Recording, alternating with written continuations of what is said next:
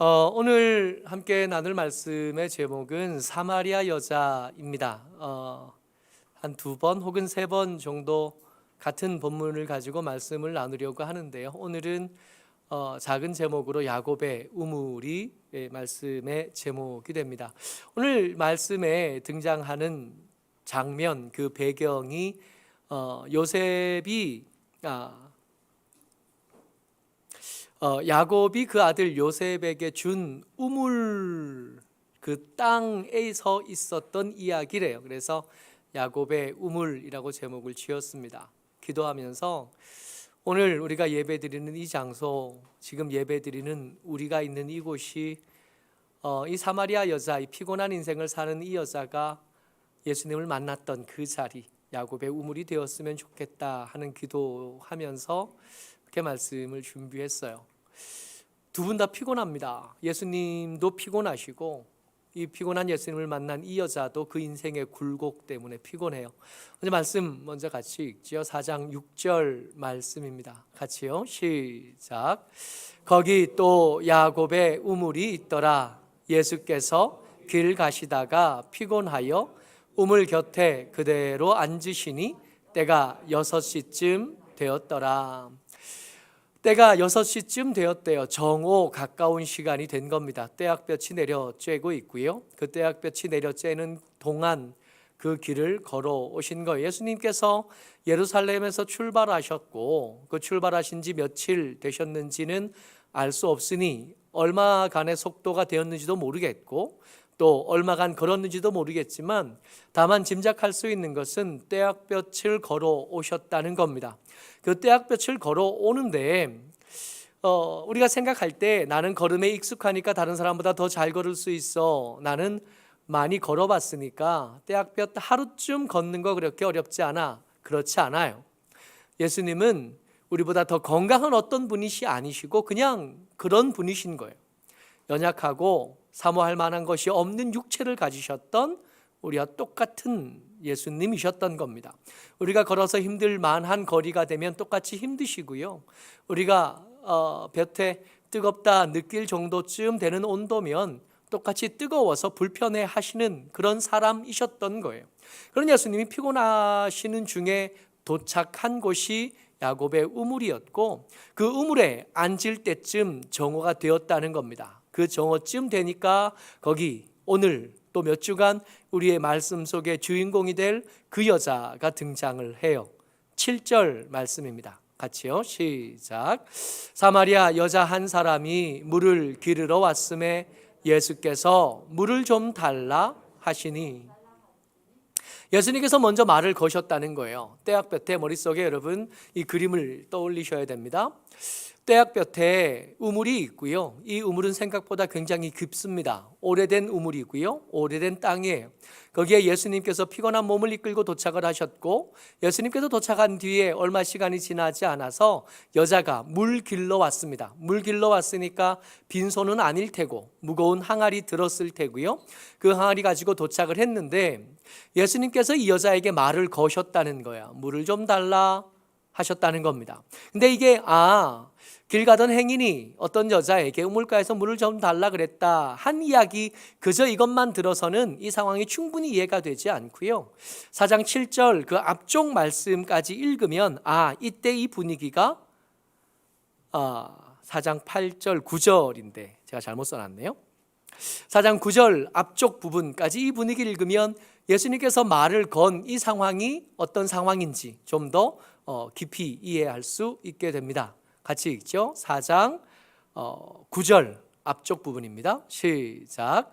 사마리아 여자가 이르되 당신은 유대인으로서 어찌하여 사마리아 여자인 나에게 물을 달라 하나이까.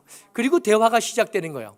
염두에 두실 거, 두 사람 다 지금 피곤합니다. 예수님은 떼약볕에 한나절 걸어와서 피곤하시고 이 여자는 우리가 익히 아는 것처럼 미리 가진 정보를 따라 이 여자는 그 인생이 통째로 피곤한 사람이에요. 잘못된 인생, 첫 번째 잔추를 잘못 꿰었고요. 그 잘못된 꿰어진 잔추를 풀었어야 되는데 그걸 제대로 못한 거예요.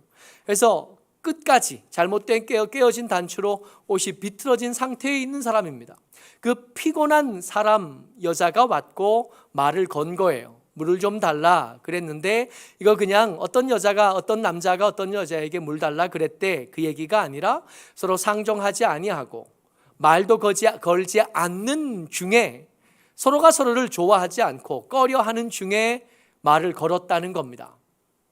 여러분, 가끔씩 제가 저희 집에 식구들이랑 같이 저녁 시간을 보내다 보면 웃지 못할 일이 꽤 자주 생겨요. 저희 막내가 이제 고등학교 1학년이 됐잖아요. 이제 입시를 준비해야 되는데 입시를 준비하면서 지금 제일 먼저 하는 일이 그거더라고요. 어떤 과목을 선택할 건가를 고등학교 1학년 때 해요. 저녁에 늦게 하연이가 학원 갔다 오더니 모이래요. 모이라 하니까 또 우리 모이잖아요. 또 침대에 누워있다가 나오고 방에 있던 공부하던 하이도 나오고 나와서 모였어요. 모여서 첫 번째 주제는 뭐냐 하면 이거죠. 어떤 과목을 선택해야 되겠나? 내가 하고 싶은 건 이건데, 내가 잘하는 과목은 이건데 어떤 과목을 선택해야 내 입시에 유리하겠나가 이게 제일 중요한 주제인 거예요.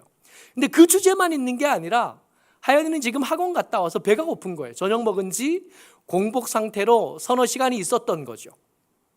공복 상태로 서너 시간이 있다. 앞뒤는 안 맞는데 원래 공복이라 그러면 한 끼 정도는 건너뛰어야 공복인데 우리 하연이는 한 서너 시간 공복이면 그게 공복인 거니까. 그러니까 두 번째 주제는 뭘 먹을 거냐가 두 번째 주제예요. 첫 번째 주제하고 두 번째 주제가 막 섞이기 시작합니다. 사회를 하는 게 좋을까? 수학을 하는 게 좋을까? 수학 1을 하는 게 좋을까? 2를 하는 게 좋을까? 미적분은 언제 할까? 이런 이야기를 주고받는 중에 근데 치킨은 뭘 먹을 거야? 라면을 먹으면 안 되겠니? 그 이야기가 서로 막 얽히기 시작하는 거예요. 옆에서 이렇게 지켜보면 코미디도 이런 코미디가 없어요. 각자 지 이야기만 해요. 지가 하고 싶은 이야기를 해요. 대화가 아닌 것 같은데 언뜻 보면 이거는 듣지는 않고 지가 하고 싶은 얘기만 하니까 이거는 이상하다 싶은데 우리 가족들이 가만히 생각해 보면 매번 그렇더라고요. 지가 하고 싶은 얘기만 해요. 그렇다고 여러분들 너무 걱정 안 하셔도 되는 게 이렇게 사이가 나쁘지는 않아요. 사이가 나쁘지는 않은데 각자 지가 하고 싶은 얘기를 하는 거예요. 듣지는 않아요. 그래도 결국은 뭐 어떤 과목을 선택하기는 했거든요. 치킨은 내내 치킨 시켰거든요. 원하는 건 다 이루었어요. 때때로 여러분 우리가 기도한다 그럴 때요. 우리가 설교를 시작하면서 그랬잖아요. 이 자리가 야곱의 우물이 됐으면 좋겠다 그랬잖아요. 그 우물에 나왔는데 예수님 만날 거거든요. 근데 기도하려고 그러니까 기도에 익숙하지 않아요. 기도를 하다 보니까 나도 알겠어. 지금 내가 하는 말이 앞뒤가 안 맞는 걸 나도 알겠어요. 야곱의 우물이 나왔으니까 예수님 말씀하실 거고 그 말씀을 들을 거예요. 근데 그 예수님의 말씀이라는 게 생각보다 어렵잖아요. 못 알아듣겠잖아요. 문화적인 배경도 다르고 기후도 다르고 사람도 다르고 사마리아 사람들과 유대인 사이에 아주 오래 묵은 아주 해묵은 감정적인 골이 아주 깊거든요. 심지어 유대인들은 이 사마리아 사람들을 향해 사람이라고 생각하지 않습니다. 이들 생각에 사람에겐 층이 있는데 계급이 있는데 그 계급 중에 제일 낮은 사람들이 사마리아 사람이에요. 차라리 지나가던 개가 낫지 저 사마리아 사람은 사람 취급받을 자격이 없다고 생각하던 때이거든요. 그러던 때 어떤 우물에서 있었던 일들을 우리가 말씀을 읽어가면서 금방 이해한다는 건 사실 불가능합니다.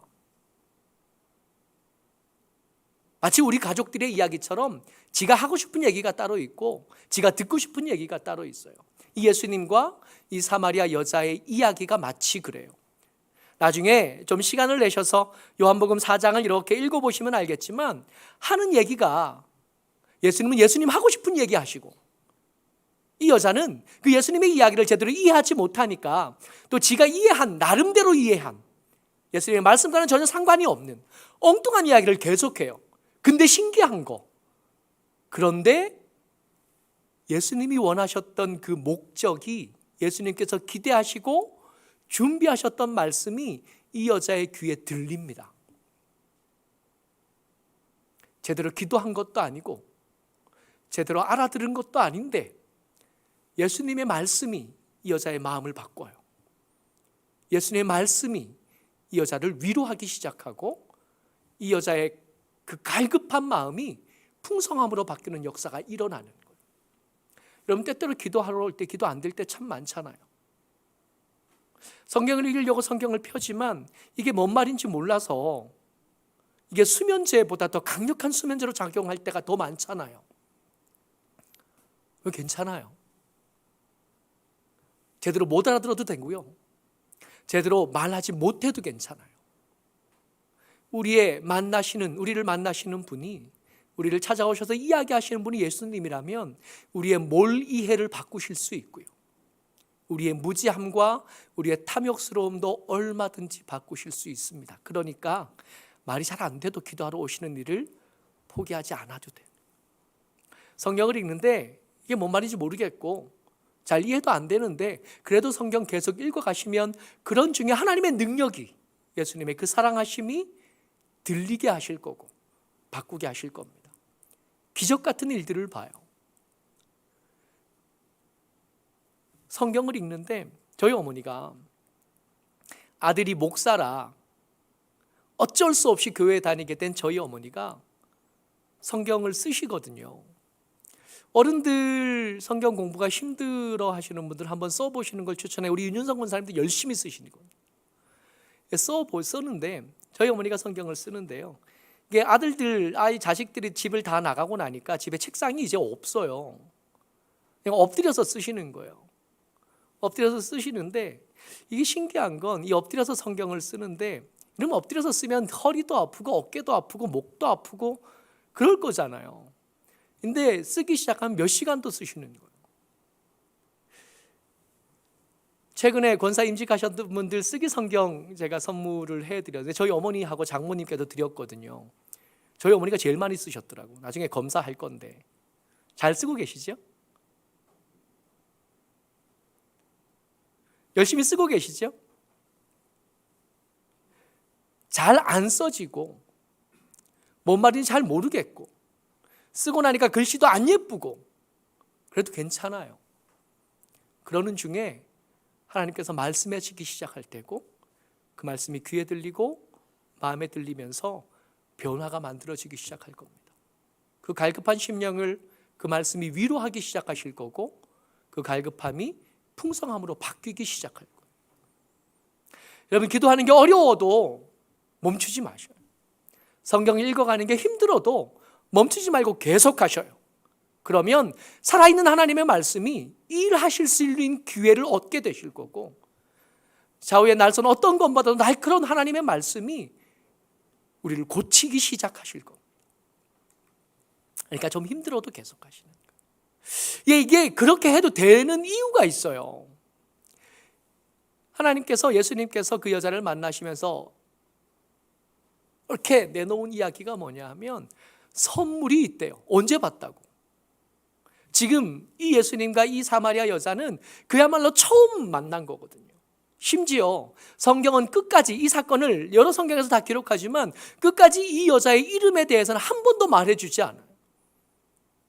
그러니까 그야말로 무명의 어떤 여자인 겁니다. 무명의 부끄러운 인생, 피곤한 인생을 살았던 어떤 여자인데 예수님께서 이 여자를 만나서 뭐라 그러시냐 하면 4장 13절입니다. 시작. 예수께서 대답하여 이르시되 이 물을 마시는 자마다 다시 목마르려니와 내가 주는 물을 마시는 자는 영원히 목마르지 아니하리니 내가 주는 물은 그 속에서 영생하도록 솟아나는 샘물이 되리라. 아멘. 우리는 이거 그냥 읽잖아요. 근데 이 여자는 이 말씀을 그냥 읽을 수가 없어요. 왜냐하면 그 피곤한 인생 때문에 이 떼약볕에 나왔거든요. 왜냐하면 부끄러우니까. 사람들을 만나기에 이제 부끄러워졌고 사람들 앞에 서는 일조차도 이제는 함부로 할 수 없는 지경에 이르렀어요. 잘못된 삶에도 관성이 있어요. 관성이 뭐냐 하면 움직이는 것들은 계속 움직이려고 한다. 이게 잘못된 방향으로 흘러간 그 인생이 이제는 멈출 수 없게 된 거예요. 점점 가속도가 붙습니다. 이제 옆에서 누가 말해도 고쳐지지 않고요. 앞에서 누가 막아서도 웬만한 힘 가지고는 이 가속도가 붙은 관성을 막지를 못해요. 잘못 꿰어졌는데 어느 순간에부터 잘못되어 간다는 걸 눈치를 챘는데 근데 멈추지 못하고 근데 바꿀 힘이 없어요. 그래서 계속 흘러가는 거예요.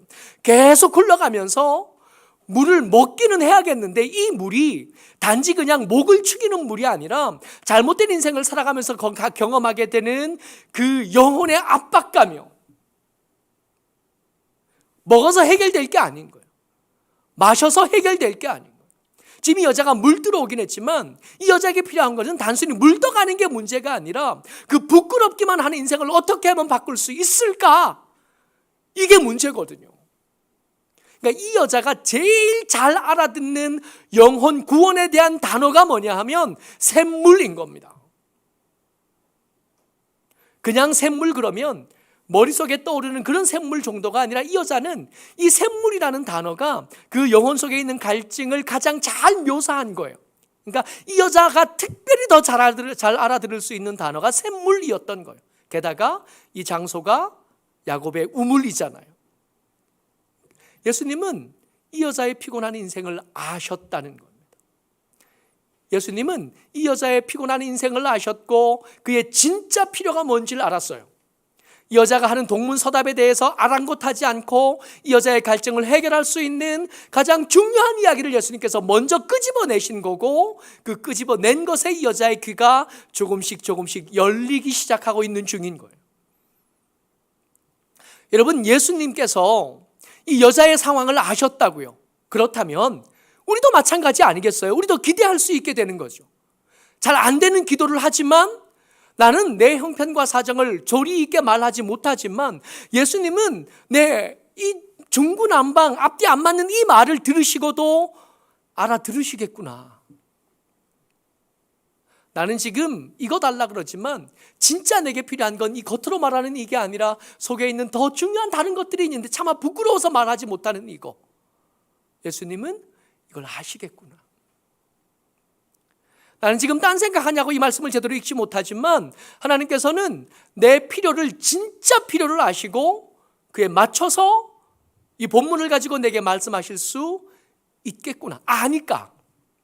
모르면 못하실 텐데 예수님께서 우리 형편을 아시니까 내가 우리 아들과 경험하는 그 갈등들, 우리 옆에 있는 사람들과 경험하는 그 어려움들, 내가 내 몸의 질병 때문에 경험하는 그 서러운 것, 그 슬픈 것, 그 억울한 것들에 대해서 예수님께서 아시겠구나.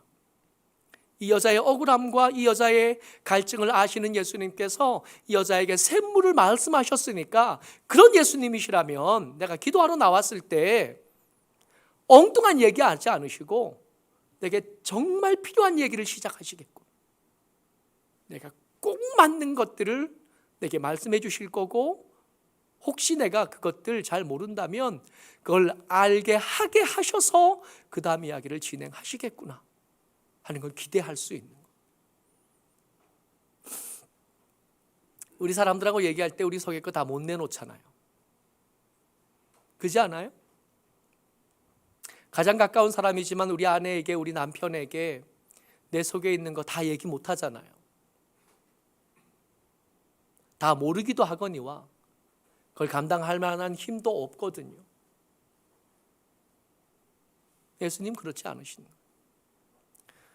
먼저 아시고 먼저 두드려 주시고 먼저 말씀해 주시고 게다가 예수님 지금 야곱의 우물에 와 계시죠. 이 야곱의 우물에 도착하시면서 그 예루살렘에서 출발하시면서 뭐라고 말씀하셨었냐 하면 4장 3절과 4절 말씀입니다. 같이 읽어요. 시작. 유대를 떠나사 다시 갈릴리로 가실새 사마리아를 통과하여야 하겠는지라. 이거 예수님이 하신 말씀이에요.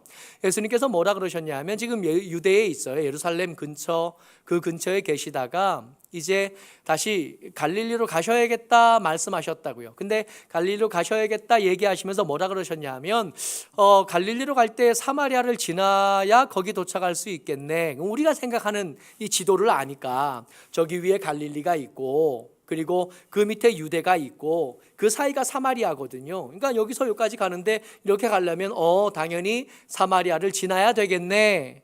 이건 우리 생각이요. 잘 모르는 잘 모르는 우리 생각이고, 그때 당시 사람들은 이렇게 생각하지 않아요. 유대에서 사마리아로 가는데 유대 지방에서 갈릴리로 가는데 사마리아를 통과한다고요? 통과 안 해요. 왜냐하면 이는 유대인이 사마리아인과 상종하지 아니하기 때문에 그래요. 닿으면 예배 시간에 못 들어가거든요. 그들이 앉았던 자리에 앉으면 부정해진다고 생각하는 거예요. 사람이 아니니까. 차라리 지나 떠돌아다니는 동네 개만도 못하니까. 그렇게 여기던 사람들하고 섞이는 거 싫어하거든요. 그래서 이 갈릴리 사람들이 유대 지방 예루살렘에 예배드리러 갈 때 어떻게 가냐면 요단강 건너서 갈릴리 호수 건너서 광야길을 걸어서 이렇게 돌아와요. 아무리 멀리 돌아간다고 해도 이 길이 맞아요. 그러니까 예수님 말씀하셨다는 거.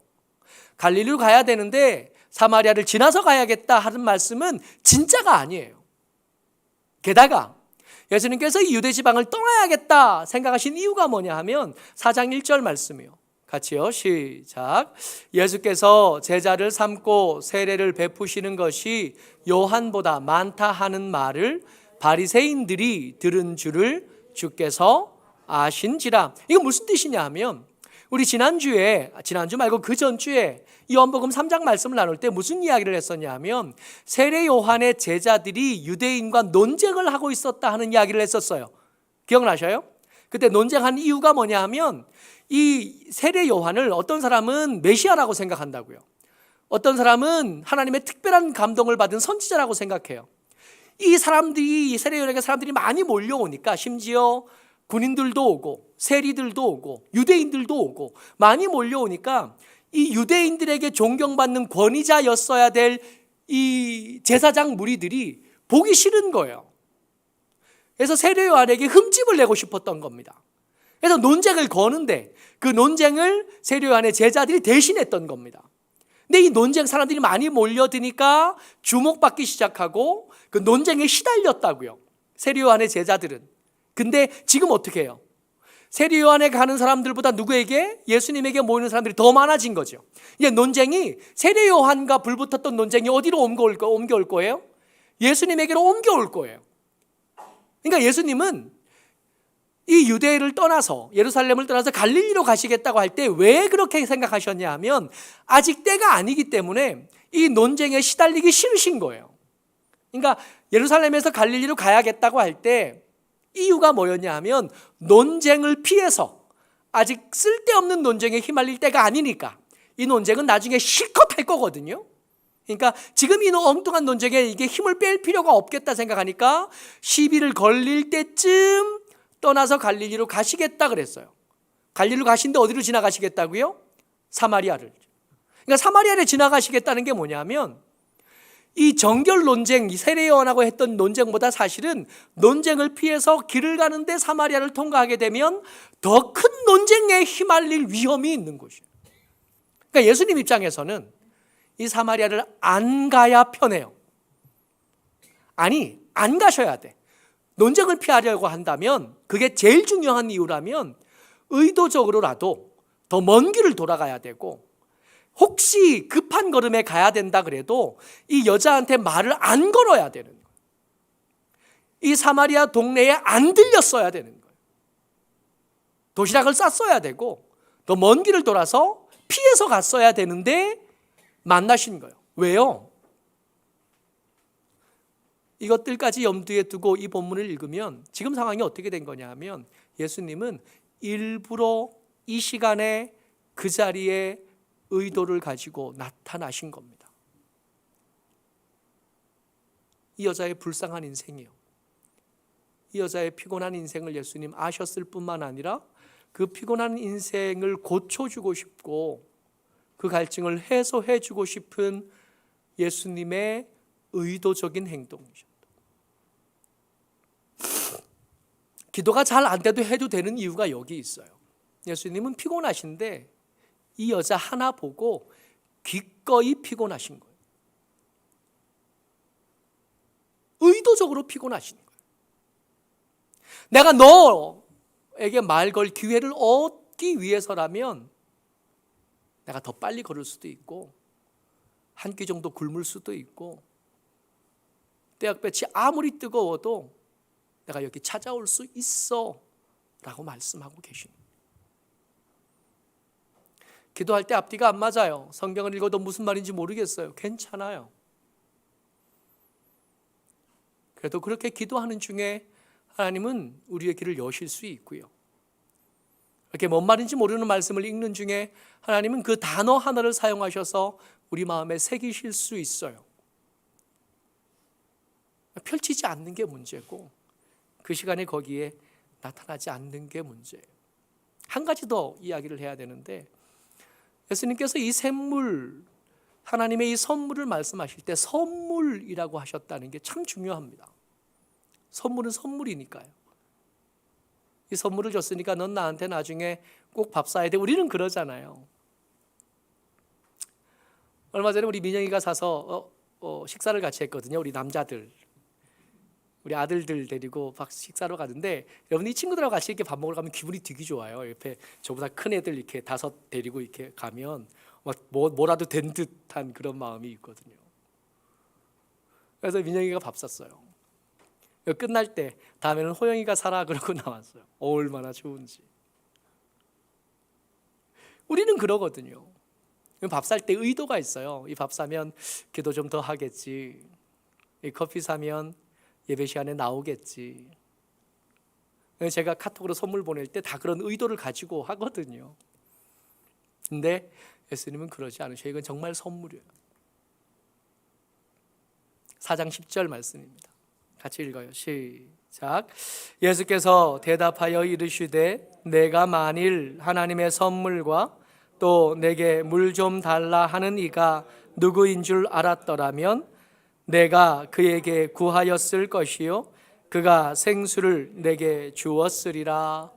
아멘. 여러분 가만히 생각해 보자고요. 예수님은 이걸 선물이다 말씀하시지만 이 여자 입장에서는요, 이 여자가 부끄러운 줄은 아는 사람이에요. 자기가 인생을 잘못 살아가고 있다는 자각 정도는 있는 사람이거든요. 그러다 보니까 자기의 그 잘못 살아온 인생을 돌아보면서 하나님 앞에, 하나님이신 예수님 앞에, 메시아인 줄 알게 된 예수님 앞에 물 좀 주십시오 하는 거 부끄러울 수밖에 없어요. 감히 내가 어떻게.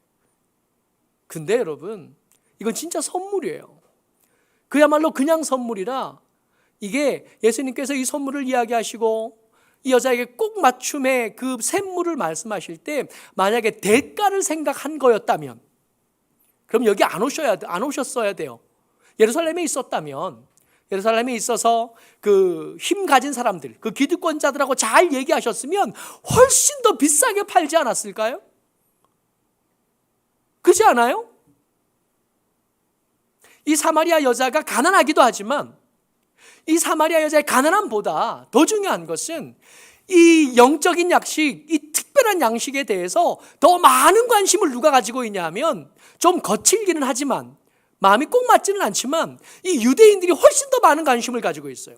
그러니까 말만 좀 잘하면 얼마든지 더 비싸게, 더 많은 사람들에게 예루살렘에서 팔 수 있어요. 근데 거기 계시지 않았다는 건 애초에 이걸 우리한테 주시면서 뭔가 대가로 뭔가를 받겠다고 생각하지 않았다는 증거가 되는 거예요. 그러니까 내가 예수님께 이 말씀을 듣고 나서 예수님께 뭔가 갚아야 돼, 안 그래도 된다고요. 선물은 그냥 선물인 거예요. 다만 부끄러운 줄만 알면 돼. 부끄러운 줄을 알아야 내게 주어진 이 선물이 얼마나 귀한 줄도 아는 거거든요. 당연히 내가 받아야 되는 건 줄 아는 것, 당연히 내 걸 받는 것으로는 감동이 없잖아요. 당연히 줘야 될 건데 왜 이제 줘가지고 내 인생이 이 지경이 되게 이렇게 되는 거거든. 받을 수 없다는 거, 내게 자격이 없다는 것만 알면 돼요. 그리고 달라고만 하면 주실 거예요. 애초에 이거 주고 싶어서 이 떼약볕에 걸어서 여기까지 오신 거예요. 그러니까 외면당할 일이 없고 거절당할 일이 없고, 그래서 기대할 수 있게 되고, 자격도 없고 실력도 없고 갚을 돈도 없는데, 이미 나이 많아 늙어서 뭔가 더 열심히 헌신할 시간도 많이 없는데, 그럼에도 불구하고 하나님께서 나를 위해서 기꺼이 여기까지 와서 이걸 선물이라고 말씀해 주신 겁니다.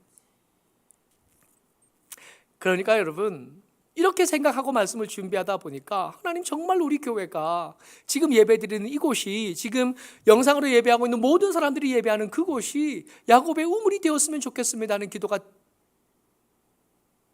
될 수밖에 없더라고요. 부끄러운 줄은 알지만 달라고 했으면 좋겠다.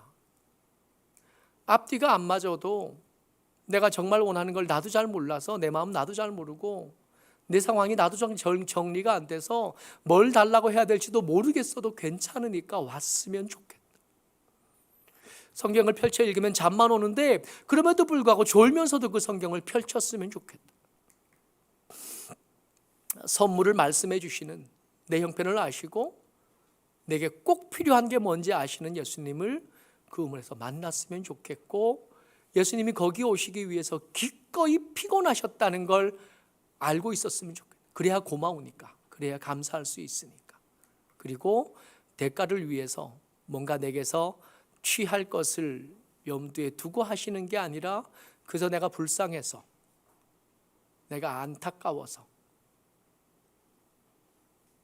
아프 손가락 같으셔서 그래서 나를 붙잡으시고 여기까지 찾아오셨다는 걸 알 수 있었으면 좋겠다. 여기가 야곱의 우물이 됐으면 좋겠다. 지금 예배하는 모든 사람들이 있는 그곳이 야곱의 우물이 돼서 그렇게 기꺼이 찾아와신 예수님을 만나는 그 은혜가 우리 가운데 있기를 주의 이름으로 축복합니다. 아멘.